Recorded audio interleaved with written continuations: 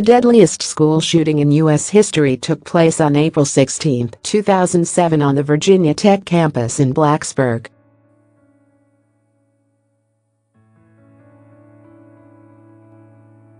The massacre would leave 33 dead, including the alleged shooter, later identified as Seung-Hui Cho, a senior at Virginia Tech, who is believed to have taken his own life.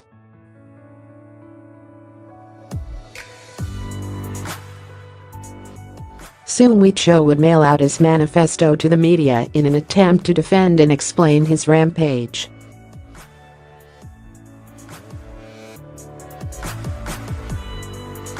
Cho depicted himself as a bullied, picked-on outsider who was driven to violence by an unkind world.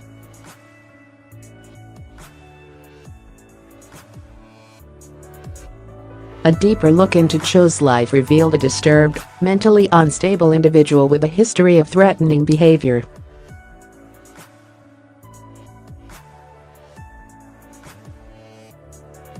Shots rang out the morning of April 16, 2007. Shots rang out at approximately 7 o'clock a.m.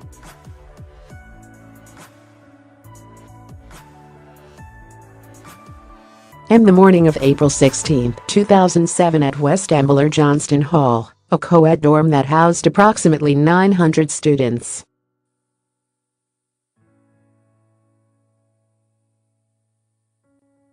It is believed that Cho was able to gain access to the building with a magnetic keycard because he had an active mailbox there.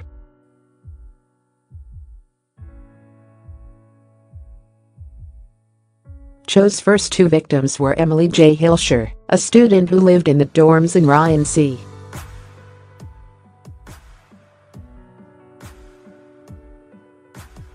Clark, a resident assistant. After Hilscher and Clark were shot, Cho left West Ambler and went to Harper Hall, a nearby dorm where he lived.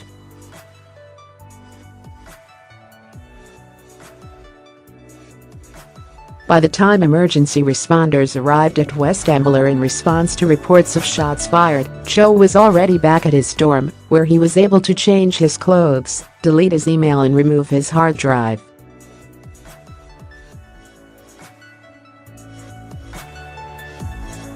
Cho stopped at the nearby post office to send copies of his manifesto explaining his actions to the media, before returning to campus with a backpack full of ammunition.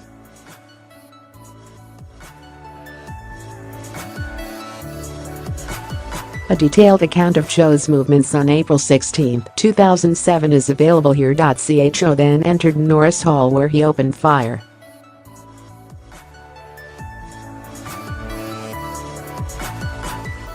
Approximately 2 hours had passed between the shooting at West Ambler and the attack at Norris Hall.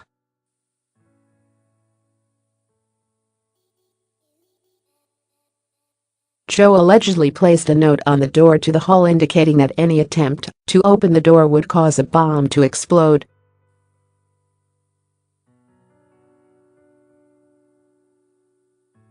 "911 calls began coming in at approximately 9:45 a.m. The victims killed at Norris Hall were students and faculty alike, as Cho went from classroom to classroom, taking aim at anyone in his crosshairs.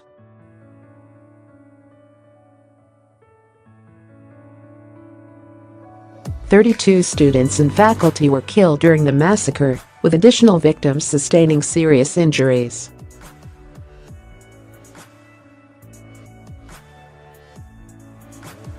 Cho is believed to have taken his own life before he could be apprehended by the authorities.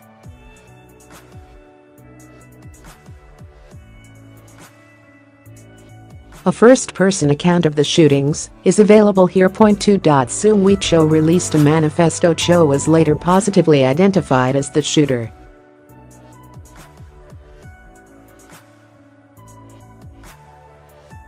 Cho was a 23-year-old senior of South Korean descent. Cho grew up near the campus in an upscale, gated community.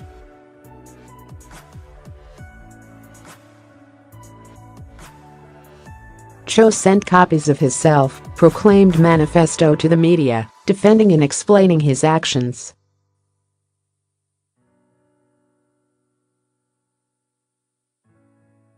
Cho depicted himself as being relentlessly bullied and picked on. Like Elliot Rodger, Seung-Hui Cho was looking for retribution and payback against those who he felt had wronged him.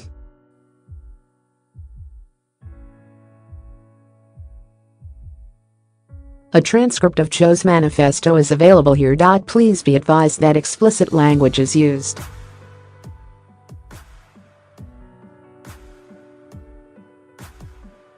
There were some troubling indications of Seung-Hui Cho's mental instability. There are reports that Cho was on the autism spectrum and had struggled with bullying as a child.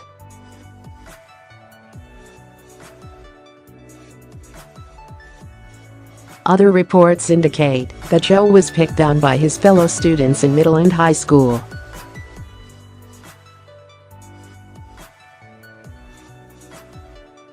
Some of the reports also indicate that Cho struggled with speech difficulties.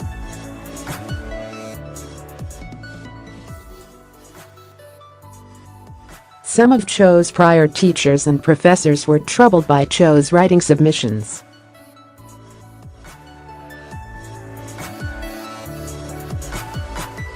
His writing was often violent and disturbing, and it was recommended to Cho that he seek counseling.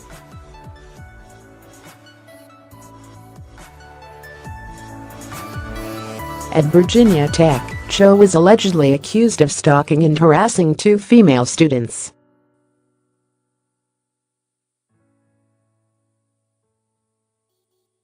After an evaluation, Cho was deemed mentally ill. However, having never been institutionalized, Cho was still legally able to purchase and own firearms and ammunition.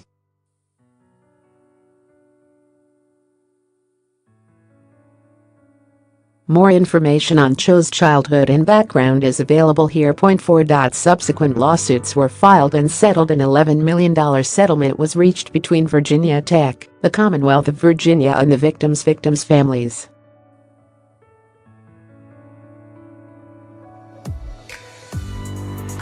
Some victims' families received a lump sum settlement. Others, including the victims who suffered serious injuries, are entitled to lifelong health care, which is covered as part of the settlement.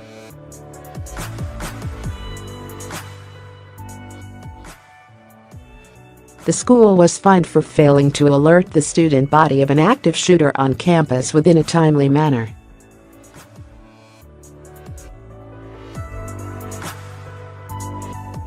The school has paid out various fines and settlements in connection with the lawsuits, the terms of some of which are confidential.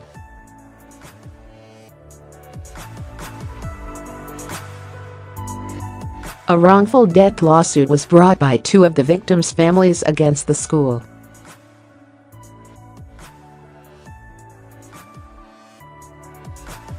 A multi-million-dollar verdict was awarded against the plaintiffs, but the verdict has been appealed and overturned.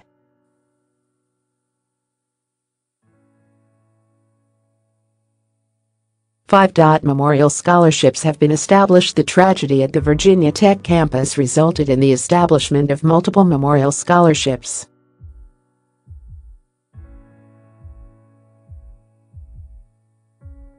In addition to the scholarships, the school has vowed to never forget what occurred on April 16, 2007.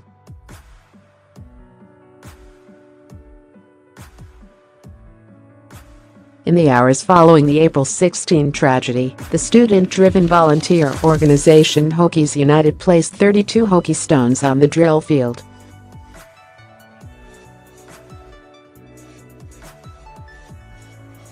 The semicircle of stones became a place to gather, to mourn, and to reflect, and the poignant display inspired today's memorial.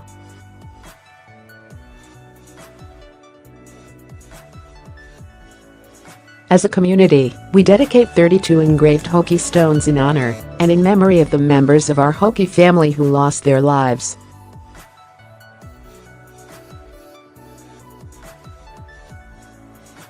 Hokie stone has long symbolized the foundation of Virginia Tech. Now, it also symbolizes our relentless spirit, our courage to move forward, and our determination never to forget, states the official memorial site.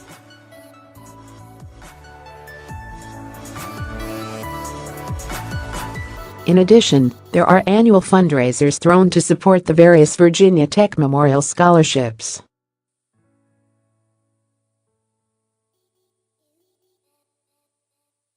The official Virginia Tech Victims Legacy site is available here. Read more about the aftermath of the Virginia Tech shooting here.